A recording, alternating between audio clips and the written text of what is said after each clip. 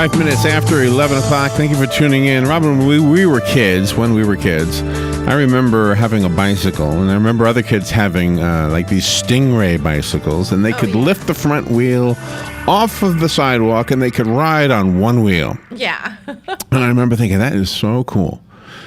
Well, now, some 40-something years later, you go out there and you see kids, they're bouncing around, they're on one wheel, they're going on these little tiny things. And now you see people jumping off of cliffs with suits on, like Rocky the Flying Squirrel. Yeah, right. No parachute, just flying. Yeah. Or gliding, I guess. How do people even decide they're going to do these things, right? I know. People are really amazing. Anybody who ever said anything is possible said the right thing. It's having the courage to do that possible thing that I think is harder than actually doing it. And Tom Cladis has written an awesome book that really illustrates that. He's known as the Midnight Writer, right? W-R-I-T-E-R. He is it says here, a Christian, a provocateur, a free thinker, a certified alligator wrestler, an ordained minister. He publishes a daily newspaper called The Midnight Morning Rider. Or R-I-D-E-R. Oh, okay, I got it. He's vice president of institutional services at Gill Capital. And he's written a book with a title that'll make anybody pick it up just to see what the heck it's about. It's called How to Lift Cars Off Your Face and Other Tips for Living Forever. There's actually a young man in the book who did lift a car off of his face. A practical guide for life and living without limits. Tom Cladis, good morning, Tom. This is like watching the Rocky movie. At the end of it, you feel okay, I can do anything. Right? Good morning, Tom. Good morning, Larry. Thanks for having me. You're welcome. Where are you right now? I'm in Denver, Colorado. You can do anything, can't you? I believe that. I believe it, too. And what do you think about my statement that you have to have the courage to do it? Absolutely. It's just you have to have the courage and you have to have the mindset. You have to, and in doing that, when I'm standing on top of a cliff or getting ready to jump out of an airplane or walking into a pit of alligators, my only focus is on an outcome that I want to happen. There's not even a thought of anything bad happening. So it's courage and being able to stay focused on what you want to happen. So let me ask you to make the connection between doing those amazing physical feats and applying them to human experience. In other words, jumping out of an airplane or walking over hot coals or flying with a suit, or climbing a side of a mountain. How do you apply that to a marriage, or to raising children, or you know what I mean, or to earning a living? Yeah. Oh, it's the exact same principle. It's everything boils down to it. It's a matter of choice, and whether you apply it to relationships, or making a living, or kicking the winning field goal in a football game, or getting a good grade in school. You've got to be focused on what you want to happen. And instead of thinking, I'm not good at taking tests or I'll never get this, when you sit down to study, you have to focus on, when I need to recall this, I will be able to recall it. And having that mindset, no matter what you're doing in everyday life, will make a significant difference. Do you think accomplishing the physical feat actually reinforces the mental feats and the emotional challenges that we have? Yeah, I think so. It just adds evidence to the thesis. When Lance Meyer, the kid that you mentioned, or where the title from the book comes from, the kid, he was 18 years old, Lance Meyer, in Hortonville, Wisconsin. And he was working on his car at his girlfriend's house. The car fell off the jack and onto his face. And with that car sitting on his face, he couldn't very well call out for help. So he lifted the car off his face and crawled out, and he sustained only some minor cuts around his eyes from the glasses that he wore. Wow. And afterwards, when the reporters asked him, well, Lance, how were you able to lift that car? He said, because I didn't want to die. So in choosing to live, he had to simultaneously reject the notion that he could not lift a car off his face, and freed of that barrier, he was able to accomplish it. So the book is all about challenging people to free themselves from whatever barriers they've put in their mind. Wow. And you have so that... the principle does reinforce Well, you have that spiritualness in your book too, because one of the lines you've written is the devil is the source of all doubt, and then you begin to give examples to back that statement up, and it's just amazing. Yeah, I am a Christian, and it all boils down to ultimately the struggle between good and evil, and it goes back to Adam and Eve in the Garden of Eden, and God told them that they would live forever if they chose wisely. In other words, not to eat of the forbidden fruit. And then the serpent slithers in and says, "Is that what God told you?" That's not what He meant. So he planted the seed of doubt in our minds, and that's when everything became undone.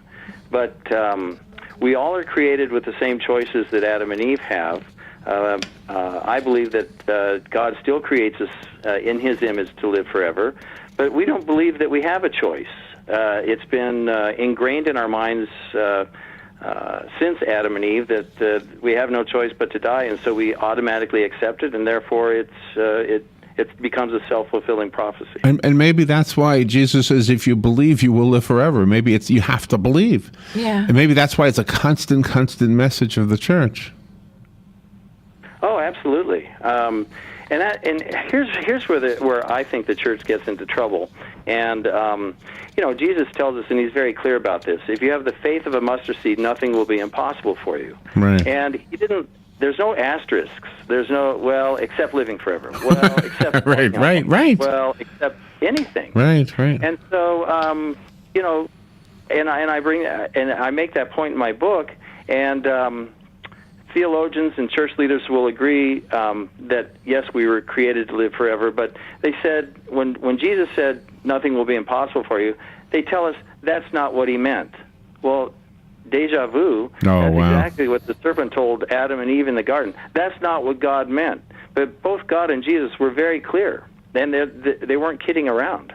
So I think we have to get back to that. And again, everything boils down to what we choose to believe. So we have to re-examine what we've chosen to believe. There's something that Jesus said, and I always misquote everything, but it was something to the effect of, "You will do greater things than these." And I've often thought, absolutely, no matter what level we're at, going back to my intro with the bicycle wheelie when I was 12 versus what the kids can do today. Look at the dancers. Ever see like Fred Astaire? Everybody thinks he's so great. He was. Right. But look at what they do now. Yeah, it's unbelievable. They're throwing each other around. Yeah.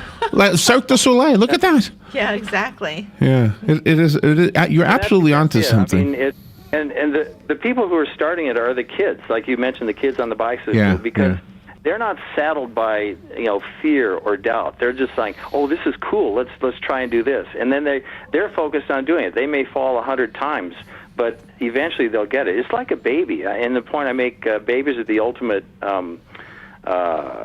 warriors, in effect, because when they start to walk, start to learn to walk, I mean they'll fall 1,000 times, but they never give up. That's the key. They never give up, and they stay focused on being able to walk.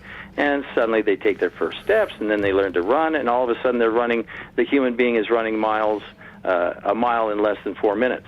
Which, interestingly enough, back in 1953, scientists had said that it is physiologically impossible for a human being to run a mile in less than 4 minutes. Yeah. Well, Roger Bannister chose not to believe them, and sure enough, he did it. Yeah, absolutely. As much as I like Tony Robbins, I think in your short book, you have motivated us more than that 12 cassette program or whatever it is that I bought years ago from Tony Robbins. And no offense to him, but I like the fact that you pinpoint. You're very succinct. Is that the word I'm looking for? Succinct. Mm-hmm. Tom, thank you for doing what you're doing.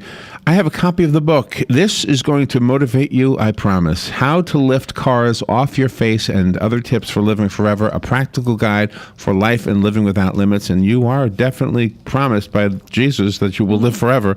So why would we say it's impossible? And you are absolutely amazing. The photograph of you on the back of the book, standing on the top of the world there on your hands. That's my signature move. Whenever I climb a 14er or do anything significant or travel places, I do a handstand, and much to my daughter's chagrin now. I said, no, not another handstand. Yeah. No. All right, That's my signature move. I have a copy of the book. Call me if you want the copy that I had. The rest of us will have to go buy it. Before we say goodbye, Tom, what's your website? Website is www.liftcarsoffyourface.com, and the books are available through Amazon, and any bookstore can order them as well. All right, liftcarsoffyourface.com. Robin makes it easy. She puts it on the website. It'll be on Facebook by this afternoon. Again, the book, How to Lift Cars Off Your Face by Tom Cladis, Cladis, if you're looking him up on Amazon, etc. Tom, thank you so much. Have a great weekend. Larry and Robin, thank you. Thanks for having me, and you too. We'll be right back. Hi, my name is Dr. Erica Olstein with A Better You Healthcare Acupuncture and Eastern Medicine. As primary care physicians, we use acupuncture to treat back pain, arthritis, migraines, allergies, high blood pressure, thyroid disorders, hormone imbalances, stress, and more using all natural medical therapies. We treat the source of your problems, not just your symptoms. For more information, go to abetteryouhealthcare.com.